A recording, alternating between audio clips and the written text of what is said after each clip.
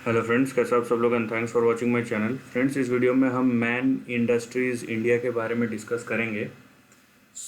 यहाँ पे देखिए, ये लॉन्ग टर्म चार्ट है पहली बात तो। और यहाँ पे आपको एक चीज़ समझना है कि ये जो ट्रेंड है ना, अभी जिस तरीके से है, ये आपका पहला मूव है, ये आपका दूसरा मूव है, प्रोबेबली ये आपका तीसरा मूव होगा, लेकिन हमको पता नहीं है कि कब होगा।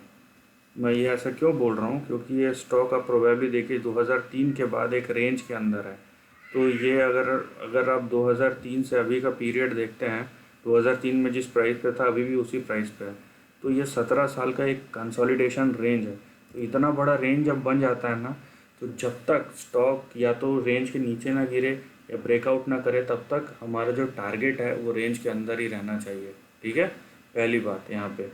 दूसरी बात, ये डिपेंड करता है आपने स्टॉक कहाँ से लिया। मान लीजिए आपने 2001 पे लिया है, वहाँ से 2008 तक इस स्टॉक ने 9000 9,500% दिए और उसके बाद ये कंसोलिडेट कर रहा है।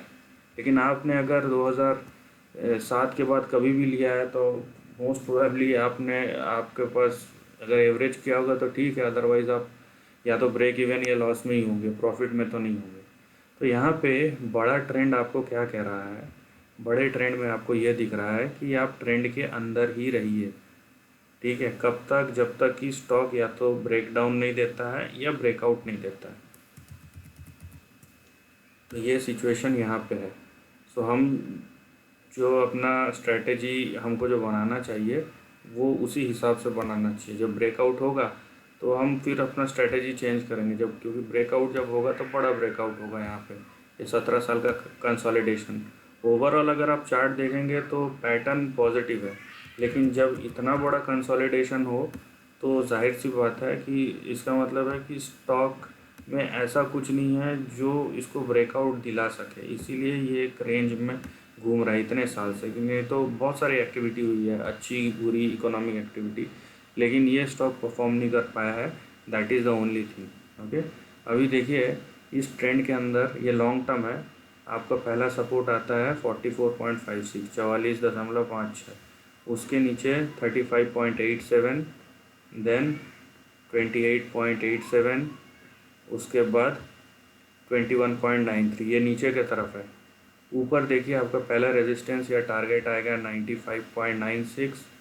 उसके ऊपर आपका जो अगला टारगेट आएगा वो 161 और उसके ऊपर 245।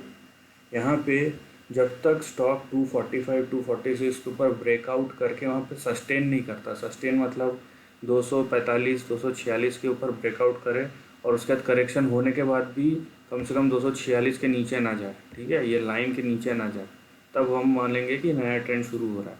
वहीं यहाँ पे अगर 21 के नीचे अगर गया तो हमारा जो नेक्स्ट टारगेट है नीचे की तरफ, वो ये जो लो है वहाँ तक भी जा सकता है। मतलब 2 रुपये जो प्रीवियस लो है वहाँ तक के रास्ते पूरे खुल जाते हैं, यहाँ तक के। तो ये आप समझ के रखिए कि जब तक इस रेंज में है, ये रेंज हमको देखना है। और अभी जैसा यहाँ पे ऊपर के तरफ अट्रैक्शन है, तो आपका पहला टारगेट 95, उसके बाद 161, फिर 245, ये हमको ध्यान रखना है और इस रेंज के बाहर नहीं सोचना है। ठीक है, जब स्टॉक मूव करेगा इस रेंज के बाहर, तब हम बोलेंगे कि ये स्टॉक किस तरफ जाने वाला है। अभी फ़िलहाल जो अट्रैक्शन है वो ऊपर की तरफ है, तो हम ऊपर की तरफ सोचेंगे। अगर नीचे की तरफ होता तो नीचे की तरफ सोचते हैं।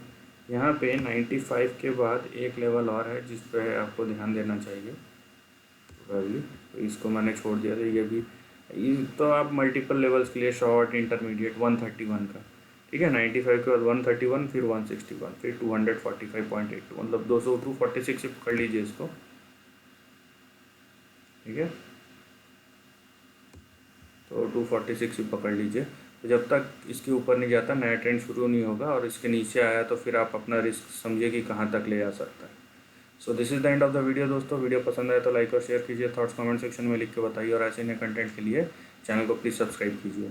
Lastly, take care of your family and friends.